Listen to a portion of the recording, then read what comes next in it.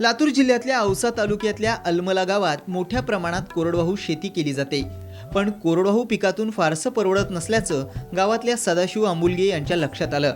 त्यानंतर यंदा त्यांनी टोमॅटोच्या पिकाची 2 टप्प्यात 4.5 एकरावर लागवड केली आहे। कमी दिवसांमध्ये मिळणारं काय पीक असेल तर ह्याची मी माहिती घेतली असता मार्केटमध्ये, तर मला टमाटर लागवड करावं असं वाटल्यानंतर मी टमाटे लागवडीचं निवड केलेली आहे। तर मी आता सध्या 3.5 एकरमध्ये मी टमाटे लागवड केलेली आहे। तर लागवड करत असताना रानाची मी कोंबडा खत वगैरे असं घालून त्याच्यामध्ये मेहनत केलेली आहे आणि मेहनत कोळपणी वगैरे करून पूर्णपणे व्यवस्थित बहुत सरी वळलेली आहे। आंबुलगे यांनी खासगी नर्सरीतून 70 पैशांप्रमाणे रोपं आणून त्याची 4 महिन्यांपूर्वी 3.5 एकरात लागवड केली। पावसाळ्यानंतर भाजीपाल्याला चांगला भाव मिळतो, या हिशोबानं त्यांनी टोमॅटोची लागवड केली। गेल्या 3 ते 4 वर्षांपासून ते भाजीपाल्याची शेती करतायत। टोमॅटो लागवडीपूर्वी त्यांनी बेड बनवून घेतले, त्यानंतर रासायनिक खतं आणि जैविक खतांचा डोस दिला, त्याचबरोबर ठिबक अंथरून टोमॅटोची लागवड करण्यात आली। नंतर लागवड करण्यासाठी मग म्हणजे लागवडीमध्ये अंतर 5-2.5 असं लागवड केलेली आहे। तर ह्याच्यामध्ये लागवड करत असताना मी पहिल्यांदा रोप टेंबेहून नर्सरी आहे, तर त्या नर्सरीहून मी 70 पैशाला एक रोप आणलेला आहे। शेतीला पाणी कमी पडत असल्यानं त्यांनी कृषी विभागाच्या मदतीनं 41 मीटर बाय 35 मीटरचं शेततळं खोदलं असून त्यात 23 ते 24 लिटर पाणीसाठा होतोय। याचा उन्हाळ्यात त्यांना चांगला फायदा होणार आहे। पाणी कमी पडत असल्यामुळं मी कृषी खात्याकडून शेततळं घेतलेलं आहे, 42 बाय 35 मीटर रुंदीचं घेतलेलं आहे।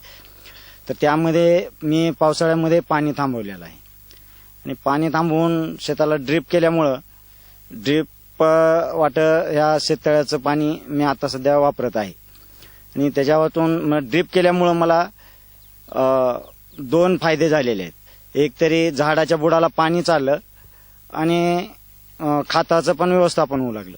त्याच्यामुळं मला रोजगारी जे उभा राहून तिथं दार द्यावं लागत होतं ते आता द्यायची गरज लागलेली नाही आणि खात जे जाऊन म्हणजे असं रानावर टाकत होतं आणि त्याचं नुकसान फार मोठं होत होतं।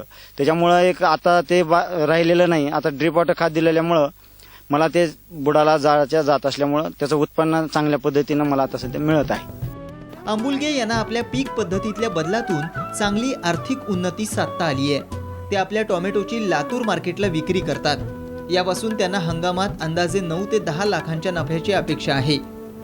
मला 60 टन उत्पादन अपेक्षित आहे। यासाठी आज भाव चांगला मिळत असल्यामुळं आज जरी 700-800 रुपये जरी कॅरेटला मिळत असेल तरी मला माझं पीक 15 दिवसानंतर चालू होईल।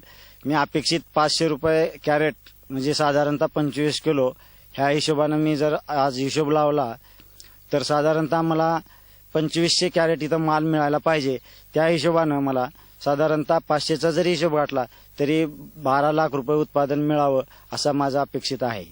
तर यासाठी माझा खर्च साधारणतः 2-2.25 म्हणजे खात असेल, ड्रीप, सुतुळी असेल, बांबू त्याच्यापासून काम करणाऱ्या बायकांचा रोजगार काढणी, हा सर्वसाधारणपणे खर्च जर गेला तर साधारणतः मला 2 ते 2.25 लाख रुपये खर्च आलेला आहे।